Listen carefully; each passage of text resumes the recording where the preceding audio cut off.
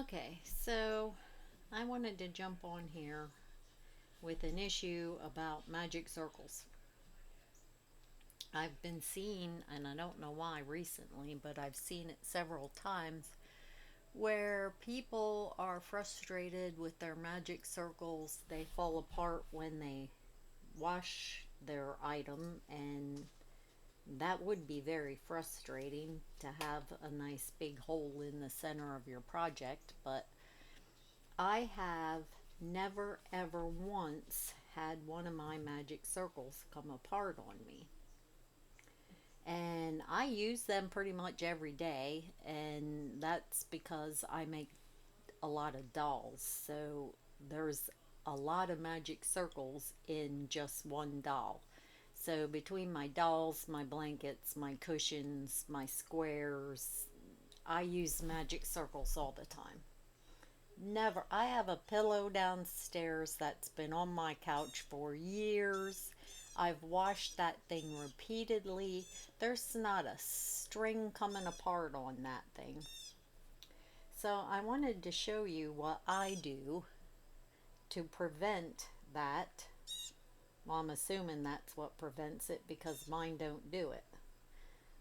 But I do pretty much the same thing with all my ends, and I have a lot of ends on my work because, like my blankets, if you've ever looked at any of my work, my blankets pretty much have a different color for every row.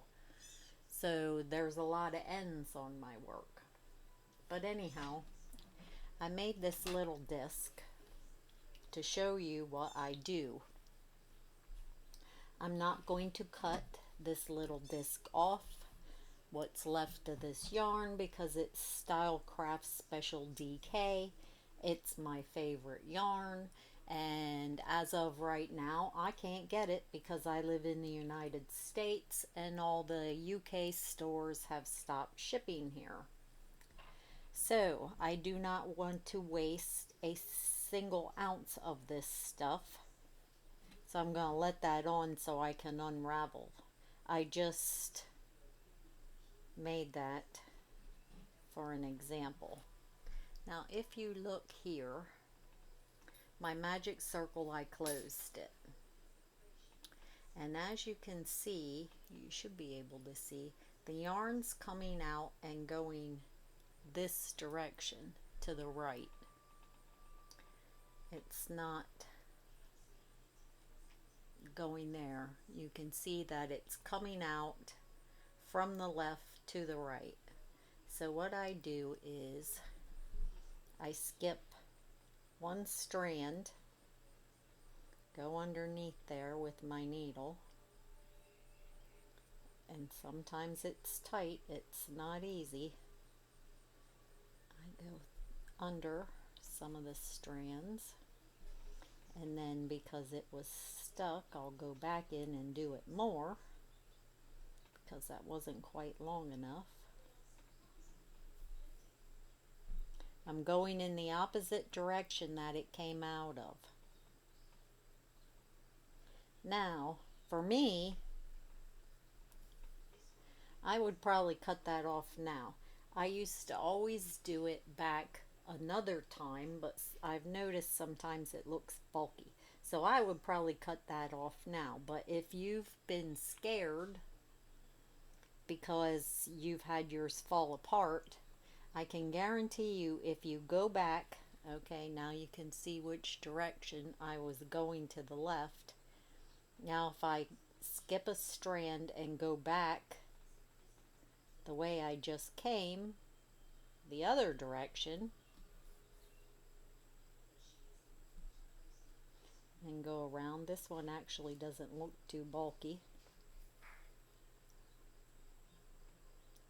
and go around like that.